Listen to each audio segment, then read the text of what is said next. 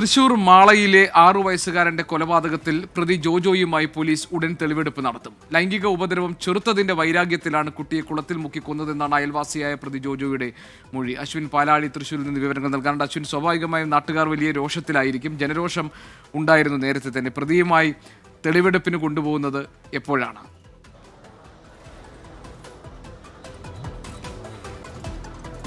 ജി.കെ. അല്പസമയത്തിനുള്ളിൽ തന്നെ മാള സ്റ്റേഷനിൽ ഉള്ള പ്രതിയുമായി പോലീസ് ഈ വീട്ടിലേക്ക്, ക്രൈം നടന്നിടത്തേക്ക് തെളിവെടുപ്പിനെ കൊണ്ടുപോകും. അതിൻ്റെ അവസാനഘട്ട നടപടികൾ ഇപ്പോൾ ഈ പോലീസ് സ്റ്റേഷനകത്ത് പൂർത്തിയായിക്കൊണ്ടിരിക്കുകയാണ്. ഈ നേരത്തെ ജി.കെ. സൂചിപ്പിച്ചതുപോലെ വലിയ ജനരോഷം ഈ പ്രതിക്കെതിരായുണ്ട്. അതുകൊണ്ട് തന്നെ സാധാരണഗതിയിൽ സാധാരണ നിലയിൽ പ്രതിയുമായി അവിടേക്ക് എത്തുന്നതിൽ ചില പ്രശ്നങ്ങളുണ്ട്.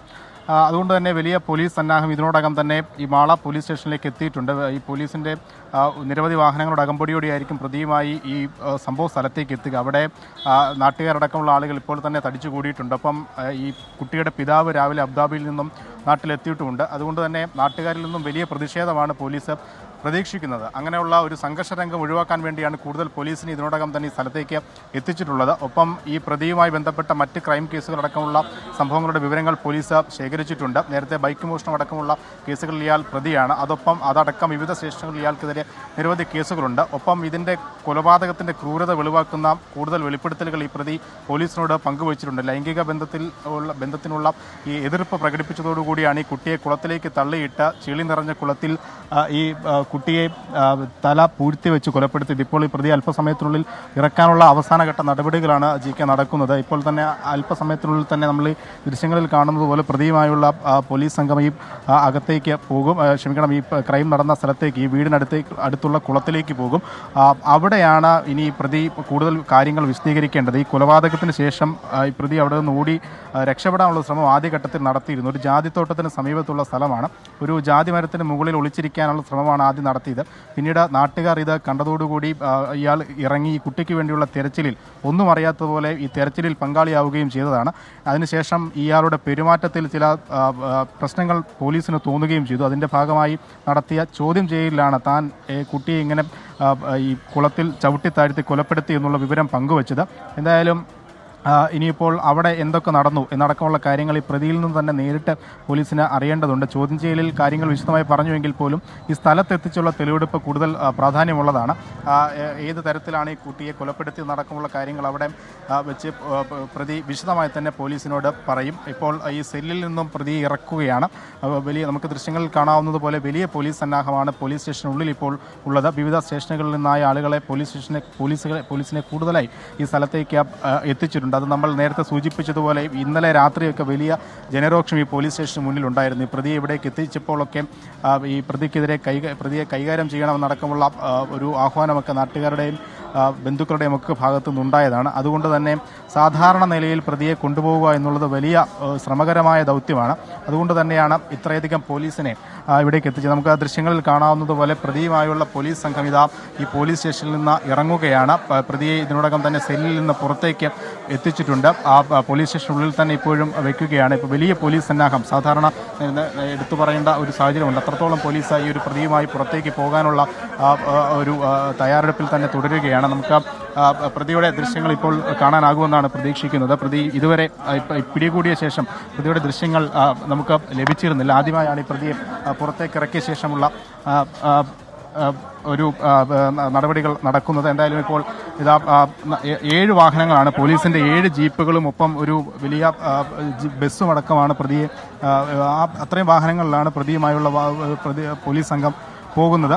നിലവിൽ നമ്മൾ നേരത്തെ സൂചിപ്പിച്ചതുപോലെ നമുക്ക് വീടിൻ്റെ പരിസരത്ത് നിന്ന് കിട്ടുന്ന വിവരങ്ങൾ അനുസരിച്ച് നോക്കിയാൽ അവിടെ നാട്ടുകാരുടെ വലിയ ഒരു കൂട്ടം ഇതിനോടകം തന്നെ എത്തിയിട്ടുണ്ട്. ഈ പ്രതിയുമായി പോലീസ് സംഘം എത്തുന്നത് കാത്ത് വലിയ ജനക്കൂട്ടം അവിടെയുണ്ട്. അതുകൊണ്ട് തന്നെയാണ് ഈ തെളിവെടുപ്പ് ഇത്രത്തോളം പോലീസ് സന്നാഹത്തിൽ പോലീസിൻ്റെ അകമ്പടിയോടുകൂടി നടത്താനുള്ള കാരണം. ഏതെങ്കിലും തരത്തിൽ നാട്ടുകാരുടെ ഭാഗത്തു നിന്നൊരു പ്രശ്നം ഉണ്ടാകുമോ എന്നുള്ളത് വലിയ ഒരു പ്രശ്നം സൃഷ്ടിക്കുന്ന കാര്യമാണ്. അത് നേരത്തെ നമ്മൾ രാവിലെയൊക്കെ അവിടെ നിന്ന് നമ്മൾ ലൈവ് നൽകിയതാണ്. വളരെ ഇടുങ്ങിയൊരു പ്രദേശമാണ്. ഒരു വീടിന് പുറകുവശത്തുള്ള ഒരു ജാതിത്തോട്ടം, ആ ജാതിത്തോട്ടവും കടന്നു വേണം ഈ സംഭവം നടന്ന സ്ഥലത്തേക്ക് പോകാൻ. അതുകൊണ്ട് തന്നെ അവിടേക്കൊക്കെ പ്രതിയെ നടത്തിക്കൊണ്ട് പോകാനേ സാധിക്കുകയുള്ളൂ. ആ നടത്തിക്കൊണ്ട് പോകുന്ന വഴി ഏതെങ്കിലും തരത്തിലൊരു പ്രകോപനം നാട്ടുകാരുടെയോ ബന്ധുക്കളുടെയോ ഒക്കെ ഭാഗത്തുനിന്ന് ഉണ്ടാകുമോ എന്നുള്ളത് വലിയ പ്രശ്നമുണ്ടാകുന്ന അല്ലെങ്കിൽ അത്തരത്തിലൊരു പ്രശ്നത്തിലേക്കൊക്കെ കാര്യങ്ങൾ കൊണ്ടുപോകുന്ന ഒരു സാഹചര്യമുണ്ട്. നിലവിലിപ്പോൾ ഈ പ്രതിയെ ഇവിടെ നിന്ന് അത്രത്തോളം സുരക്ഷയോടുകൂടി തന്നെയാണ് ഇറക്കുന്നത്. നമുക്ക് പോലീസ് സ്റ്റേഷന് മുന്നിലേക്ക് വന്നാൽ അവിടെയും വലിയ ജനക്കൂട്ടം ഇതിനോടകം തന്നെ തടിച്ചു കൂടിയിട്ടുണ്ട്.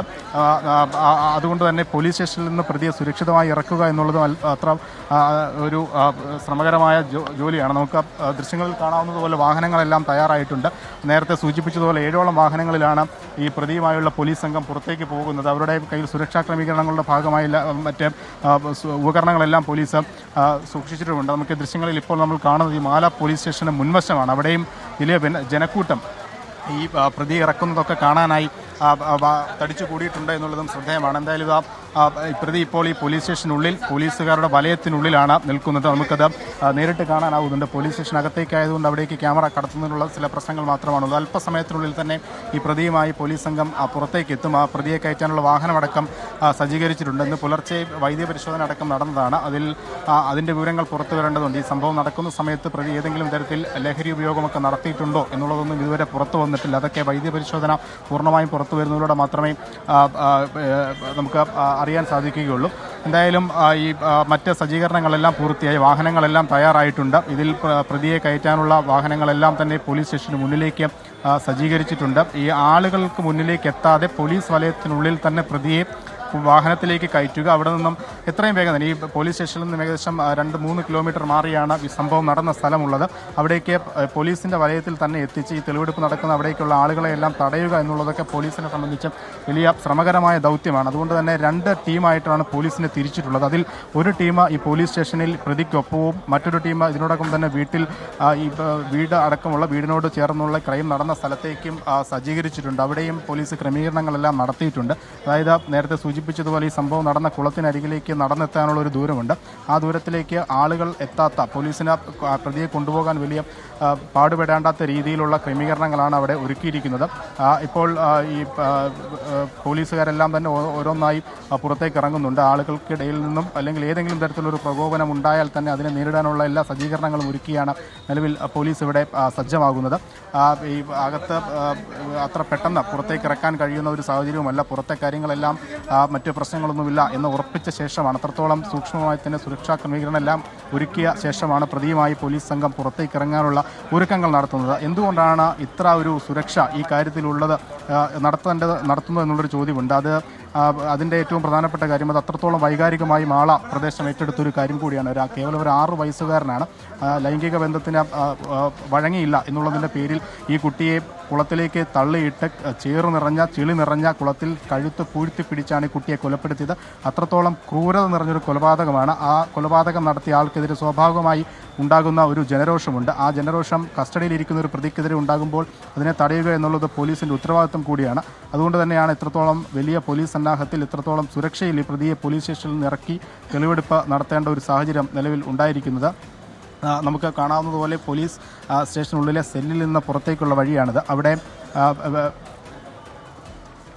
അവിടെ വലിയ തോതിലുള്ള ക്രമീകരണങ്ങൾ ഇപ്പോൾ ഒരുക്കിയിട്ടുണ്ട്. എന്തായാലും ഈ തെളിവെടുപ്പ് അതിനുള്ള മറ്റ് നടപടിക്രമങ്ങളെല്ലാം പൂർത്തിയാക്കി അല്പസമയം കൂടി കഴിഞ്ഞ ശേഷമേ പ്രതിയെ പുറത്തേക്ക് ഇറക്കുകയുള്ളൂ എന്നുള്ളതാണ് ഇപ്പോൾ നമുക്ക് ആ സ്റ്റേഷനുള്ളിൽ നിന്ന് ലഭിക്കുന്ന വിവരം. പുറത്തെന്തായാലും എല്ലാ ക്രമീകരണങ്ങളും ഒരുക്കിയിട്ടുണ്ട്. എന്തായാലും ഒരു 10-15 മിനിറ്റ് കൂടി പ്രതിയെ ഇറക്കാനുള്ള താമസമുണ്ട് എന്നുള്ളതാണ് ഒടുവിലായി അറിയാൻ കഴിയുന്നത്.